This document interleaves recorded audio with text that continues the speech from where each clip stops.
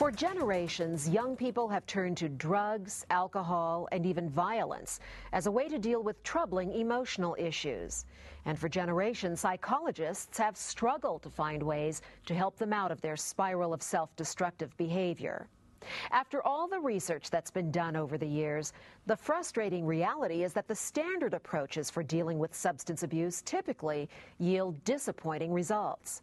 John Davis is one local counselor who is blazing new trails in working with teenage boys, literally and figuratively, and he's getting results that are far from ordinary. And that's why John Davis is one of our community's people to watch.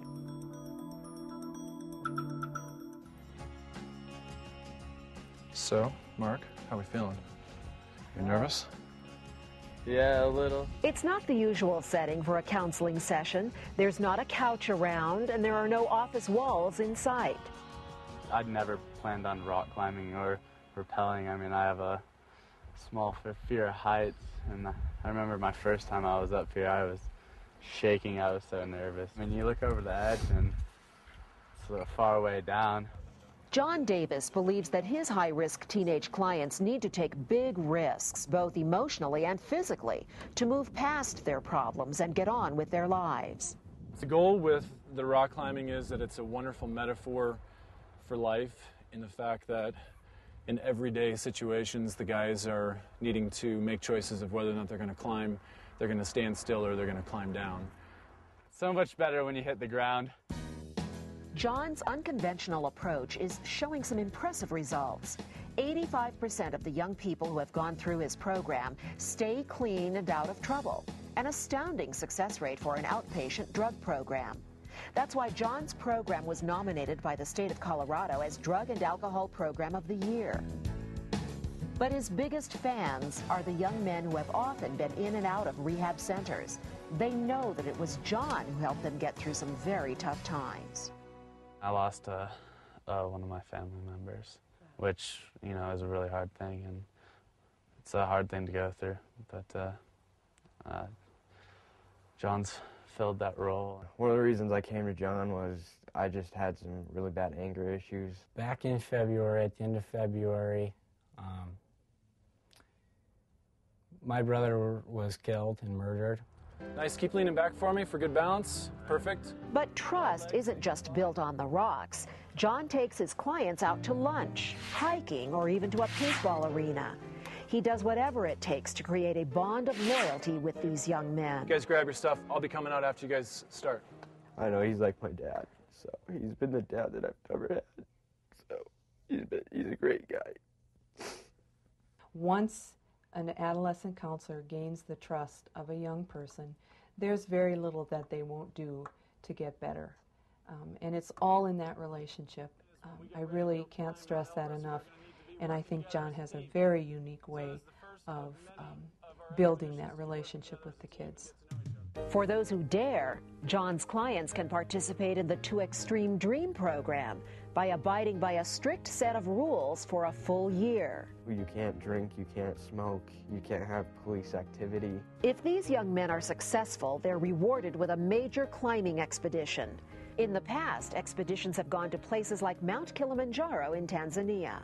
This year, Dream Team participants will climb the tallest mountain in Europe, Mount Elbrus in southern Russia, that soars to 18,510 feet. But once you get to the top of the mountain, it's like you just sit there and you realize what you've become and how much you've accomplished. John shows these young men that they can conquer their personal challenges just like they conquer the tallest mountains of the world. Went from having bad grades, like thinking I couldn't do anything, to having like the best grades I've had in my life. And I made varsity on soccer this year, so my confidence is like through the roof. He just has this really huge heart that he's going to accept you in, and he doesn't care how long it takes. He's going to help you till he can let you go. I have faith in you. You won't let me fall. John, what was the personal experience or turning point that compelled you to work with troubled youth? You know, at the end of my collegiate career, I took a year and I was training for the 1992 Olympic Games in swimming.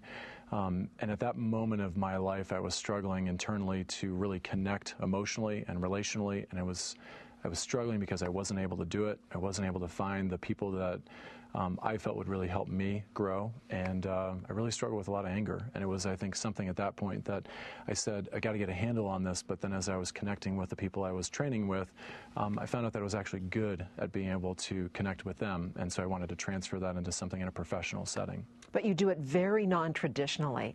What made you go in this non-traditional approach to clinical therapy? I struggled in graduate school with the fact that the formal training says that the clinician is here and the client is here, and there's really no way for us to bridge the gap because that would be crossing too many ethical boundaries.